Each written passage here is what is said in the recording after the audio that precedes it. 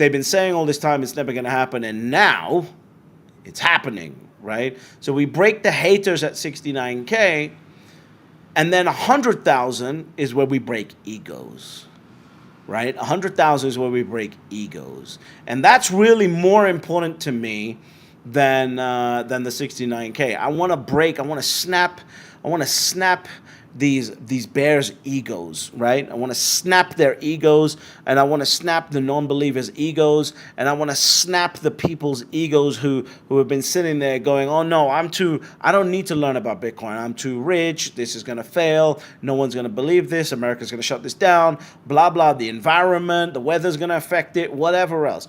I want to snap their egos, and I believe that number is going to be $100,000, and now it's sort of, people are realizing like, okay, $100,000 is probably going to do it to snap their egos in half.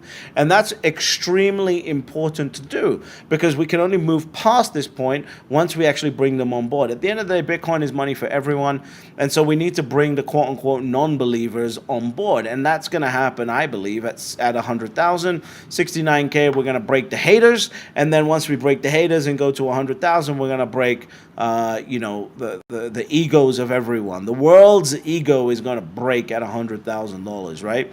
And of course, the price action is proving it. The price action is proving it. What do we have now, right? We have BlackRock basically, and all of these funds really buying hundreds of millions of dollars of Bitcoin every single day, right? Hundreds of millions of dollars of Bitcoin every single day net.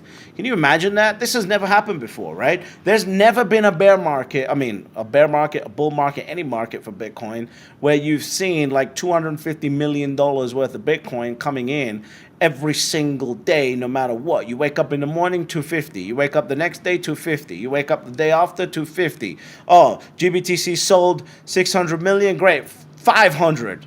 Right? There is no stopping this, because they want to control the one asset that actually has finality of scarcity. So this is this is unbelievable, right? And as far as I'm concerned, and I'll say this over and over again, I think that the most important and impressive thing to happen to Bitcoin was the American ETFs, and that's done now, right? There's going to be 10 years now of American ETFs driving the Bitcoin market. Does that mean other exciting things won't happen?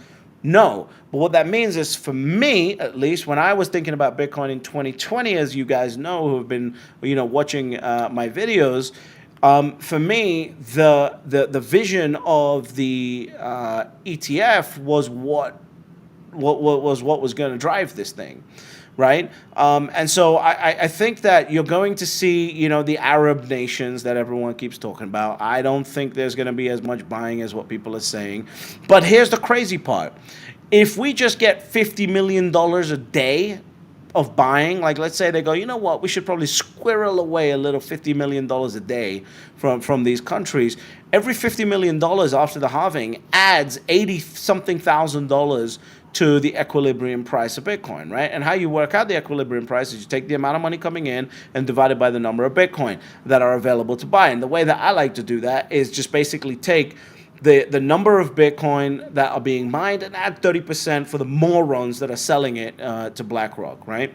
So, and again, we might get into a situation where, we have, like, miners just say, hey, we're not selling this anymore. We're going to hold all of our Bitcoin on our balance sheet, right? That's a real possibility, because that's what happened last time for a period of time. So, yeah, there is a lot here that is coming to fruition for Bitcoin. And I think any of these little ancillary things that show up, like Arab nations and this, that, and the other, I think, if they add $50 million a day, right, you're looking at $80,000 of equilibrium price being added onto Bitcoin. Now, equilibrium price doesn't mean that the price goes there instantly, right? It means that we start building up to that. And then obviously we have these price spikes because the OTC desks are now running dry, et cetera, et cetera. God damn, I'm going all over the place here on my list of things to talk about, right? So there is going to be, and there is a supply crunch happening right now. Just make sure you hit subscribe, because if you haven't subscribed, you're bearish. That's basically how it works, right? If you haven't subscribed, you're absolutely bearish. And then take the link and send it to your friends, and let's try and get. And you know, ultimately, there are always only 3 rules to Bitcoin. Step number 1, you buy Bitcoin. Step number 2, you shut the fuck up. And step number 3,